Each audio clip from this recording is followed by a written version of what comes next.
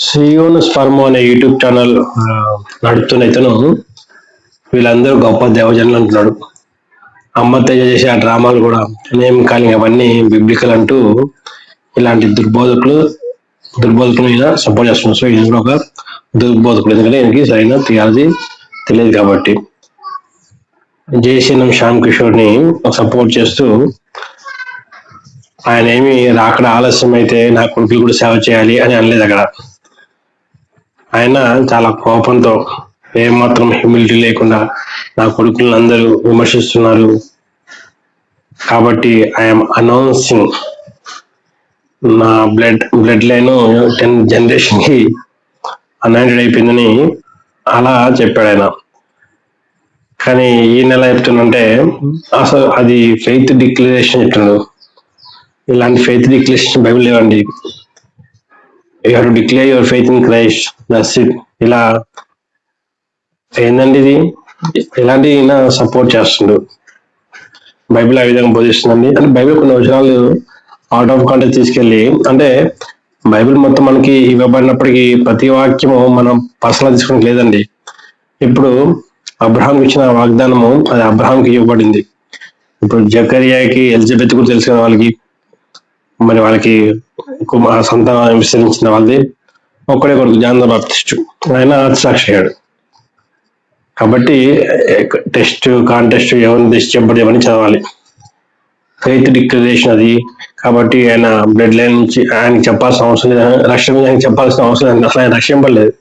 నువ్వు బైబిల్ సరిగ్గా చదివితే నీకు తెలుస్తుంది ఆయన రక్షణ పడలేదు. ఆయనకి అసలు సాల్వేషన్ గురించి ఎటువంటి అవగాహన లేదు. Is a false preacher. ప్రభు బల గురించి ఎటువంటి ఐడియా లేదు. బిస్కెట్ లా పంచిపెట్టాడు పెట్టేవి. అదే విధంగా ప్రార్థన చేస్తే హెయిర్ నల్ల తెల్ల నల్లగా అయిద్దని ఏందండి అవి ఎవరు చూడలేదా? నువ్వు చూడలేదా? సో ఇలా హీఈస్ ఎ ఫాల్స్ ప్రీచర్. ఆయనని ఈయన సపోర్ట్ చేస్తున్నారు. అది ఫెయిత్ డిక్లరేషన్ అనేసి. మళ్ళీ వీళ్ళన్ని కొన్ని వచనాలు దాన్ని తప్పుగా తీసుకురండి. అంటే మీరు ఏదైతే వేడి కోసం ప్రార్థన చేస్తే పొందున్నామని విశ్వసించుడు అనేసి ఉంది కదా, కాబట్టి ఇలా ఫెయిత్ డిక్లేర్ చేస్తున్నసి అంటారు. దాని అర్థము ఆయన చిత్తానుసారంగా ఒక వర్స్ యొక్క ఎక్స్ప్లెనేషన్ వేరే చోట అంటే వర్స్ అని చదివి మనం అర్థం చేసుకోవాలి. ఆయన చిత్తానుసారం ఏదైనా ఆయన ఇస్తానంది. ఇప్పుడు మరి పౌలు గారు ప్రార్థన చేసినప్పుడు దేవుడు మరి ఆయన విశ్వసించలేదా? విశ్వసించు అంటే దేవుడు చేయగలని సమర్థుడు అని విశ్వసించడం అంతే. దేవుడు చేస్తాడా లేదా ఆయన చిత్తం మీద ఉంటుంది. సో అక్కడ అది సో పౌలు గారికి తెలియదా? అయినా కానీ 3 సార్లు పెట్టుకున్నప్పుడు దేవుడు వచ్చి నా కృపనికి చాలా అని చెప్పాడు. త్రోఫీని స్వస్థపరచడానికి పౌలు గారి దగ్గర విశ్వాసం లేదా? సో ఆయన దేవుడు చేయగలని విశ్వసించలేదా? కాబట్టి కొన్ని వాక్యాలు అవుట్ ఆఫ్ కాంటెక్స్ట్ తీసుకెళ్లి వీళ్ళు ఇష్టం బోధిస్తుంటారు. సో ఫెయిత్ డిక్లరేషన్ అంటూ ఇలా ఈ శ్యామకిషోర్ చాలా రాంగ్ టీచింగ్ చేస్తుంది. అంటే డిక్లేర్ అంటూ వీళ్ళకి ఇష్టం వచ్చిన కాస్ట్లీ కార్స్, బిల్డింగ్స్ ఇలా అన్ని కోరుకుంటుంటారు. We declare that I'm going to have BMW car అని వీళ్ళు ఒక భయంకరమైన ఫాల్స్ థియాలజీ ఉంది. అది అపవాదికి సంబంధించిన థియాలజీ. వీళ్ళకి బైబిల్ దేవుడితో ఎటువంటి సంబంధం లేనే లేదు. సో ఇతను వాక్యాలను చాలా వర్గీకరిస్తున్నాడు. వీళ్ళు గొప్ప దేవతలు అంటే వీళ్ళకి ఏం చెప్పాలి? అదేవిధంగా శ్యామ్ కిషోర్ ఆయన కొడుకులను సమర్థిస్తావా అనేసి ఎవరైతే అడిగితే I don't to an extend, మరి కొంతవరకు నేను సమర్థించాను, మరి కొంతవరకు అది ఎంతవరకు అనేది కూడా వివరించు జనాలకి. అదేవిధంగా ఆయన కొన్ని వీడియోస్ ఓన్లీ మెంబర్స్ కి మాత్రమే అని పెడుతున్నాడు. నువ్వు ఆల్రెడీ ఫైనాన్షియల్ సపోర్ట్ అడుగుతున్నావు కాబట్టి మళ్ళా కొన్ని వీడియోస్ మెంబర్స్ కి ఓన్లీ అని పెట్టడం ఎందుకు? ఉచితంగా పనిచేసి ఉచితంగా ఇమ్మన్నప్పుడు వాక్యాన్ని ఉచితంగా ప్రకటిస్తున్నావు కదా. అదే సపోర్ట్ ఏమి అడుగుతున్నావు, నథింగ్ రాంగ్ ఇన్ దట్. అంటే మెంబర్స్ ఓన్లీ అని ఎందుకు? మెంబర్స్ నా ఛానల్ 6 times నువ్వు ఎవరైతే అంటారో గొప్ప దేవతలని 6 సార్లు నా యూట్యూబ్ ఛానల్ తీసేశారు. ఇప్పటికీ అనేక సార్లు రిపోర్ట్ కొడుతూనే ఉంటారు. నేను ప్రతి వీడియో ఫేస్బుక్, ఇన్స్టాగ్రామ్ ఇట్లా అన్నిటి అప్లోడ్ చేస్తూ ఉంటాను.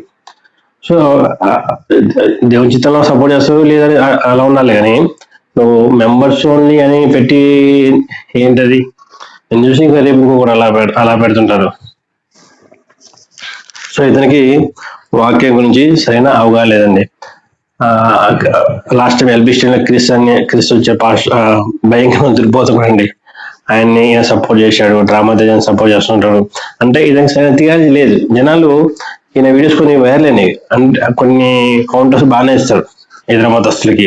సో దాన్ని బట్టి ఏమనుకుంటారంటే ఇతని బిబ్లికల్ నాలెడ్జ్ బాగా ఉందేమో అనుకుంటారు, కానీ ఇతను నమ్మేది prosperity gospel, name it and claim it. ఈ మాటలు జాగ్రత్త, name it and claim it, break through, so the seed, declare, ఇవన్నీ ప్రాస్పరిటీ గాస్పల్ గురించి దుర్బోధలు వాడుతుంటారు. అదొక భయంకరమైన హెరసీ. అది ఖచ్చితంగా జనాల్ని నరకానికి తీసుకువెళ్తుంది. కాబట్టి ఆ ప్రతిదీ వివేచించండి. సో ఫెయిత్ డిక్లరేషన్ ఇష్టం వచ్చింది చెప్పడానికి లేదు, మరలా దాన్ని నువ్వు సమర్థిస్తున్నావు ఆయన చేసిన దాన్ని. సో మనం only we can declare our faith in Christ publicly. We should, in fact, if you are really born again. So అంతే తప్ప ఇది ఆయన చేసిన ఆ యారగెంట్ స్టేట్మెంట్ ని నా కొడుకుల్ని అంటారా అంటూ ఆయన ఐఎమ్ అనౌన్సింగ్ అంటూ అదంతా మూర్ఖత్వం, foolishness, arrogance, no humility. No humility. He is an arrogant fellow and he is a false preacher. And those who follow Shyam Kishore and his children, they would also end up in hell just like Shyam Kishore and his children. Kabatti, if you don't repent and worship the God of the Bible the way he expects you to do in truth and spirit, you will be doomed.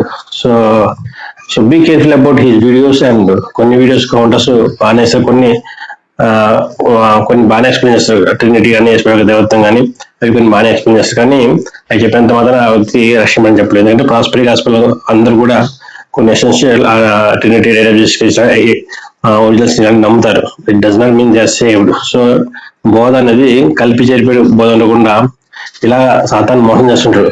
Prosperity gospel అనేది భయంకరమైన హెరసీ. కాబట్టి ఇలాంటి దుర్బోధకుల విషయంలో జాగ్రత్తగా ఉండండి. ప్రతిదీ వాక్య బిల్లో పరిశీలించండి. ప్రభు కృప మీతో ఉంది కాక.